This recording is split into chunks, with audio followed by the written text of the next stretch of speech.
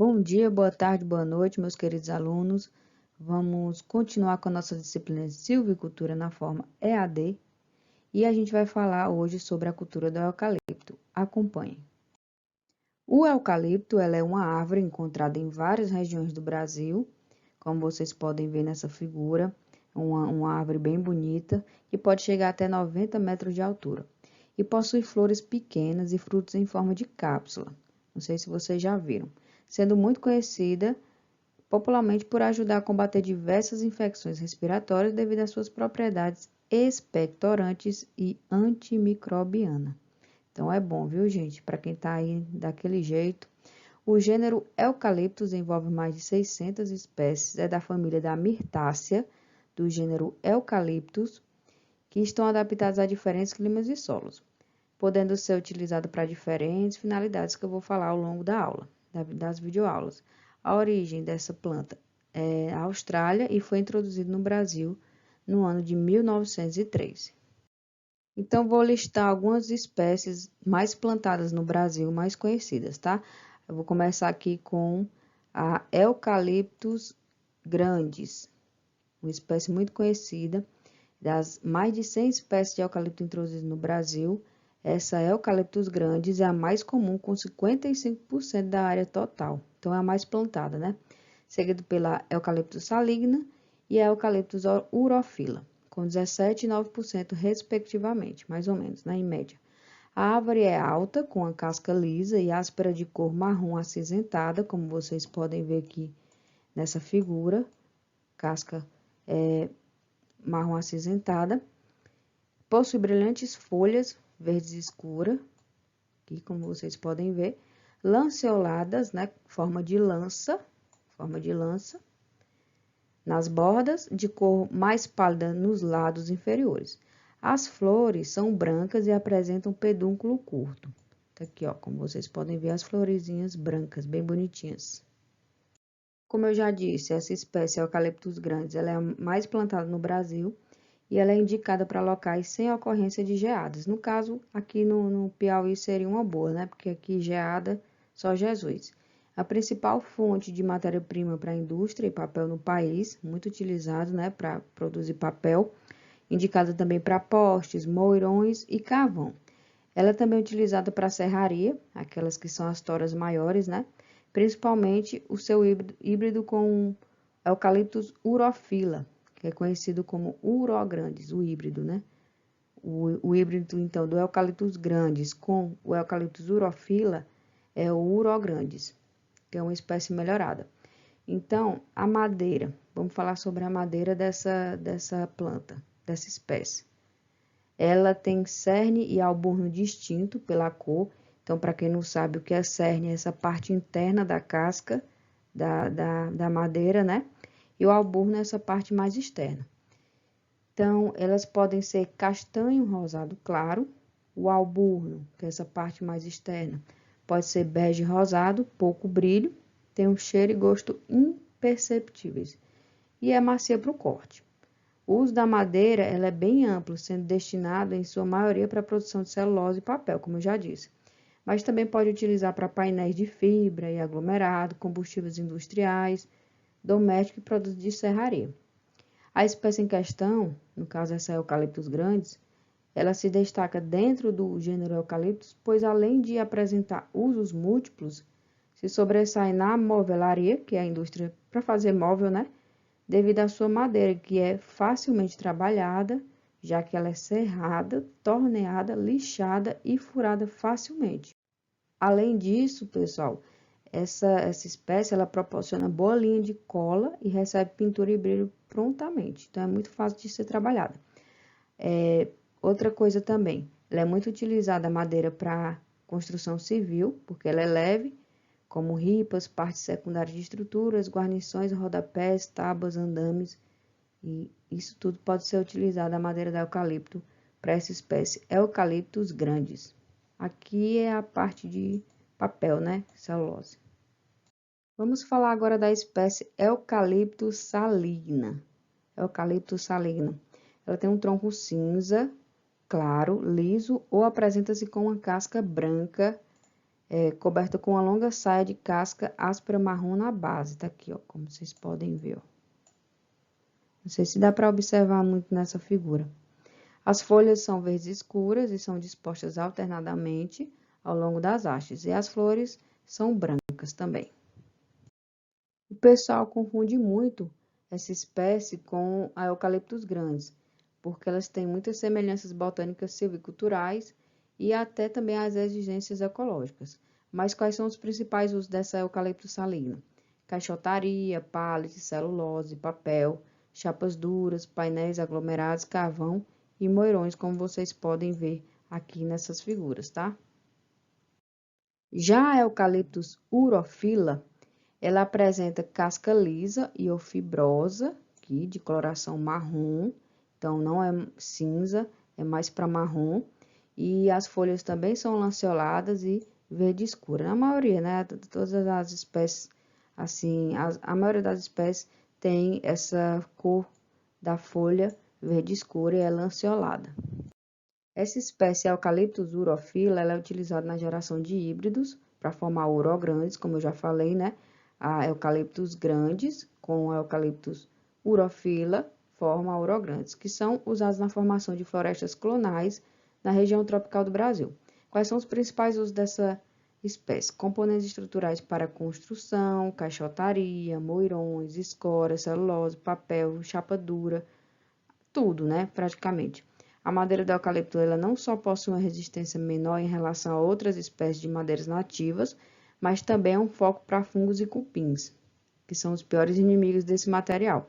Então, a madeira do eucalipto, gente, ela tem um problemazinho de ter cupim, mas pode passar um produto para preservar essa madeira e não tem problema. Então, a baixa massa específica do eucalipto torna altamente propício ao ataque de fungos e cupins, porque quando os pesquisadores estudaram o comportamento da madeira de 7 espécies de eucalipto, verificou que as madeiras dessas eucaliptos grandes e eucaliptus urophila foram altamente suscetíveis ao ataque de cupim da madeira seca em condições laboratoriais. Aí tal resultado se mostrou correlacionado com a baixa massa específica observada, porque permitiu concluir que quanto mais elevada for essa massa específica básica, mais reduzido será o desgaste provocado pelos cupins de madeira. Então, essa eucalipto grandes e a urophila, elas têm uma massa específica básica, lembrando que a massa específica da madeira é uma das mais importantes características físicas, uma vez que se correlaciona com a qualidade, né? Com várias outras características, como as anatômicas, mecânicas e químicas, tornando-se um bom indicador de qualidade da madeira. Então, quanto menor essa massa específica, mais propício é a madeira a ser atacada por cupins. Temos também a espécie Eucaliptus camaldulensis, que o tronco é geralmente curto, ele é mais curto, mais tortuoso do que eucaliptos grandes. A casca ela é resistente apenas na base do tronco, cinzento forte, né? E também é rígido, sucado no resto da árvore e descido. É lisa, esbranquiçada e acinzentada. As folhas elas são lanceoladas, como todas as outras, alternadas também de coloração verde fosca. Os principais usos para essa Eucaliptus camaldulensis são para serraria, dormentes, moirões, postes, construções pesadas, linha em carvão, só que ela não é recomendada para a utilização de celulose e papel, ela é mais utilizada para a parte de construção, lenha em carvão, tá? Então, vocês percebem que cada espécie tem a sua especificidade. Por exemplo, essa Eucaliptus citriodora, ela tem uma casca lisa com superfície pulverulenta com tonalidade esbranquiçada.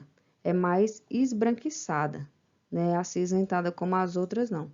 As folhas também são alternadas, exalando um cheiro forte quando trituradas. As folhazinhas aqui, ó.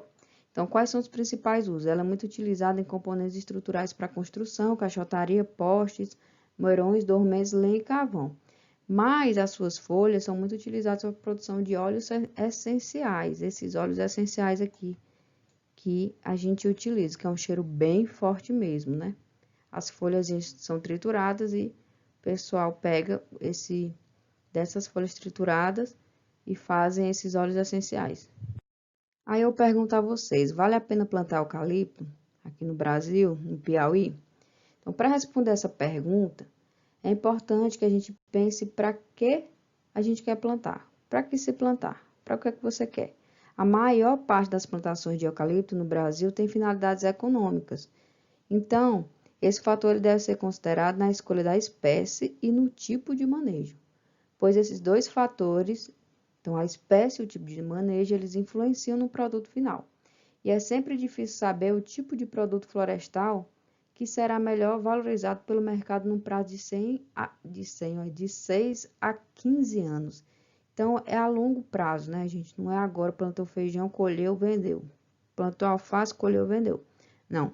É um negócio que tem que ser pensado, você tem que ter um dinheiro, tem que ter todo um planejamento, porque você só vai conseguir realmente um retorno financeiro de 6 a 15 anos. Então, um bom conselho é levantar a situação do mercado atual, no caso aqui no Piauí, e futuro na região, como, por exemplo, a existência de indústrias que você pode vender, que consomem madeira, ou outros produtos gerados nas plantações de eucalipto. Como também consultar os órgãos governamentais, como os escritórios de extensão rural. Então, as plantações bem conduzidas de eucalipto, elas podem produzir a cada 7 anos, 7 anos, viu? Lembrando, então vai demorar, né? Entre 150 a 300 ésteres, que é uma madeira empilhada, por hectare, de madeira para lenha, carvão vegetal, moirões e madeira para a indústria de celulose. Considerando o preço médio de R$10, por exemplo, por metro êxtares na propriedade, isso pode significar uma receita de R$1.500 a R$3.000 por hectare. Então, se você tem tem 50 hectares, essa renda vai ser multiplicada por 50, né? A madeira para serraria é mais valorizada, valendo até 3 vezes mais do que a lenha. Mas aí você tem que esperar mais tempo para poder conseguir essa madeira para serraria, que são esses troncos aqui maiores, né? Então, como eu disse, tem que esperar um pouquinho mais, porque tem que ter um maior custo para conseguir essa madeira de serraria, como um custo de produção de podas e desbastes, além de demorar mais tempo, então, para a colheita. Você tem que ver também a finalidade do plantio. Então, as plantações de eucalipto para a produção de madeira serrada, como eu já disse, devem, no entanto, ser realizadas utilizando-se sementes ou clones selecionados para essa finalidade. Então, você tem que esperar um tempo para conseguir essa madeira serrada, né? Como eu já disse, e você tem que utilizar sementes ou clones selecionados. Melhoramento genético. Esses plantios devem ser manejados adequadamente por meio de desbastes e desramas. Lembrando, gente, que desbaste é a retirada para que as que ficam possam se desenvolver melhor. Então, retira algumas para as que ficarem poder se desenvolver melhor.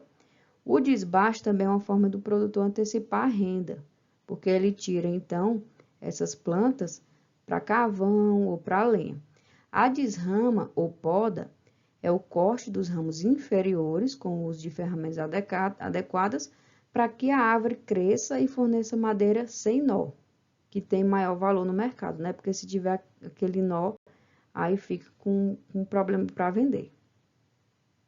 Vamos falar um pouco sobre clima e solo do local de plantio do eucalipto. Clima e solo, gente, são os principais fatores ambientais que afetam a adaptabilidade da espécie no novo local de plantio. Então, por exemplo, em alguns locais é importante pensar na ocorrência de pragas e doenças quando for escolher a espécie a ser plantada. Normalmente, os eucaliptos necessitam de solos com profundidade maiores que 1 metro, então solos rasos nem pensar. E as espécies, né? O eucalipto, eles não se desenvolvem em solos encharcados, que são muito úmidos. O solo do Ceará, né, ou do Ceará, no caso do Piauí, não tem solo encharcado, é bem difícil. Outros fatores, como a fertilidade, a acidez e a compactação do solo, eles podem ser corrigidos através do manejo adequado do solo. É só a gente fazer a correção adequada. Um fator climático muito importante nas regiões tropicais brasileiras são as secas prolongadas. Então, o sucesso da plantação depende da escolha da espécie melhores adaptadas à seca. Você então tem que plantar espécies mais adaptadas à seca, principalmente aqui no Piauí.